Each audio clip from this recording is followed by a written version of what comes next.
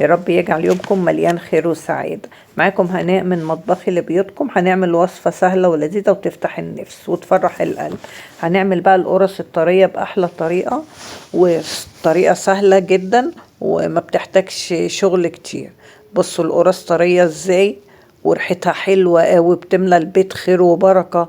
وعايزة بقى كوباية شاي وسقسقة ونفطر بيها، ندي للأطفال معاهم واحدة وهم رايحين المدرسة. بصراحة حلوة أو نتعشى بيها، نحط عليها جبنة. أحلى قرص طرية وأحلى ريحة وجميلة جدا جدا، وتقعد معاكوا قد كده وممكن نفرزها كمان. عندنا بقى هنا هنقول المكونات مع بعض. عندنا 2 كيلو دقيق، هنحط نص معلقة ملح. وهنا هوت عندنا ظرف خميرة، طبعا احنا بنبقى متأكدين ان الخميرة حلوة شغالة. وحطيت كمان، نحط كمان نص معلقة كبيرة بيكنج باودر. تمام، حطينا كل المكونات الجافة كده مع بعض. هنقلب بقى الحاجات دهيت، المكونات الجافة كده، الخميرة والملح وكده هو. نقلبهم كده مع بعض. المفروض نحط سكر بس انا نسيت، هحطه بعد كده. هو معانا بقى كوباية زيت وكوباية سمنة. طبعا بيبقوا بدرجة حرارة الغرفة، ما بيبقوش متجمدين، بيبقوا درجة حرارة الغرفة. بصوا بقى هنفرك بقى كده، هنشرب السوائل كده مع الدقيق. وبعد كده هنبس بقى الدقيق. لازم اهم حاجة بقى نبسه عشان الدقيق كله يبقى متغلف بالزيت والسمنة. اهو هوريكم بقى. نبس بقى، تقعدوا كده زي 10 دقايق ولا حاجة، تبسوا في الدقيق تشربوه الإدام كله. اهو زي ما انا بوريكم كده في كف ايديكم، تحاولوا تعملوا زي ما انا بعمل كده. هو الطريقة بتبقى ديت كويسة. طبعا انا بختصر لكم الوقت وكده، لكن هي بتحتاج كده 10 دقايق نشرب. بصوا انا افتكرت السكر، اديني جيت اهو حطيته معلقتين كبار. اديني حطيت 3 معالق. لازم تحطوا سكر على العجينة عشان القرصة تبقى مسكرة كده شوية. فجيني حطيتها. هو حتى لو انتوا في الاخر نسيتوا كده هو حطوها، مفيش مشكلة. بصوا تقلبوها حلوة قوي. وبصوا بوريها لكم، حتى لون الدقيق اهو اتغير بقى، يبقى عامل زي حبات الرمل.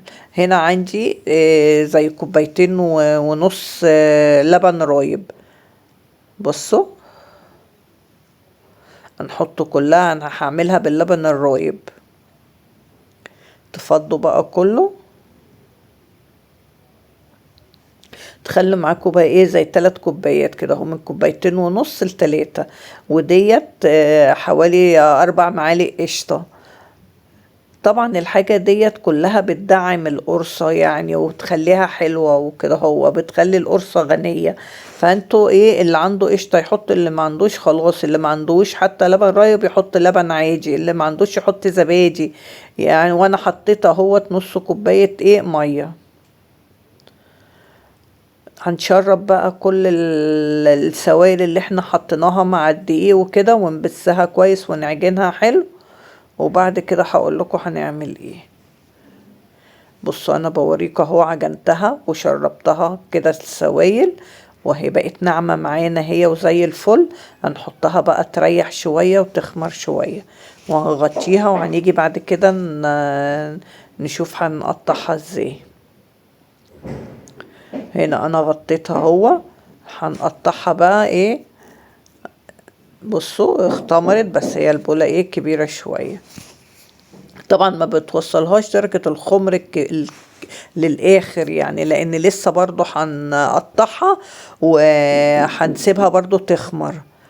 فانتوا يا دوبك تسيبوها كمان تريح. مش لازم بقى تخمر وتعلى قوي وكده. هو لا، يا دوبك تسيبوها تريح وبعد كده تشتغلوا فيها.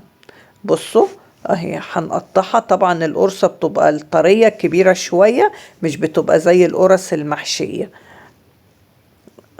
واهم حاجة تخلوا ايديكم ميزان، يعني تعملوا كل المقاسات مع بعض عشان عشان الصاج اللي هتحطوا فيه يبقى كله ياخد سوا واحد، مفيش واحدة تستوي وتتحرق كده والتانية لا لسه، لا تخلوا ايديكم ميزان. عايزين تجيبوا ميزان وتوزنوا براحتكم، بس هي مش محتاجة، احنا ايدينا ميزان وعينينا برضو بنبقوا شايفين دي كبيرة دي صغيرة قد بعض كده هو زي ما انتوا شايفين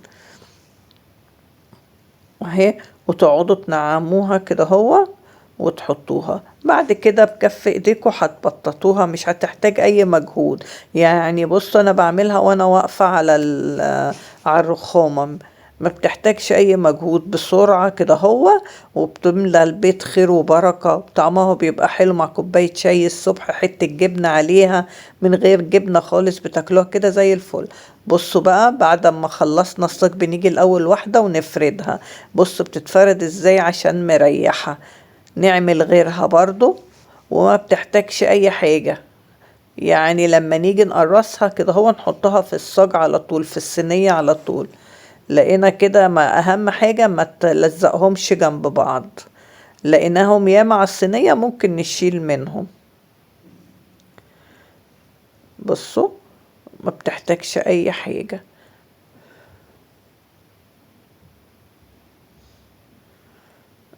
بعد بقى ما نعملهم كده هو لازم نغطيهم عشان يخمروا. بصوا انا بوريكم ان انا شلت منهم عشان يبقوا براحتهم كده هو، لان لسه هيخمروا. ماشي، اهم حاجة يعني ايه نحاولوا نوزعوهم في الصواني اللي عندنا، حتى لو الصينية سورها عالي برضو عادي يحطوها هتاخد برضو نفس السوا وكده هو، بس اهم حاجة ما يبقوش لازقين في بعضيهم. بوريكم اهو كل اللي نعمله نغطيه ونسخن طبعا، واحنا بنشتغل كده نكونوا مسخنين الفرن. اوريكم انا عملت الكمية اللي عندي اهي كلها ووزعتها على الصواني اللي عندي اهو، ونسيبهم بقى يخمروا وندخلهم الفرن. بصوا شكلهم حلو ازاي، وفي وسع بين كل واحدة وواحدة. بصوا بقى بعد ما طلعوا، بصوا الجمال بقى في منتهى الجمال بصراحة، وشكلهم حلو قوي، وريحتهم بقى كانت مالية الدنيا كده، ريحة جميلة، والقرصة طرية وحلوة قوي، طعمها في منتهى الجمال. جربوا الطريقة ديت وقولوا لي رأيكم ايه في الكومنتات، وان شاء الله الطريقة تعجبكم، وطريقة سهلة وبسيطة مش بتحتاج اي مجهود. ولو عجبكم الفيديو ما تنسوش اللايك والشير والاشتراك في القناة. مع السلامة.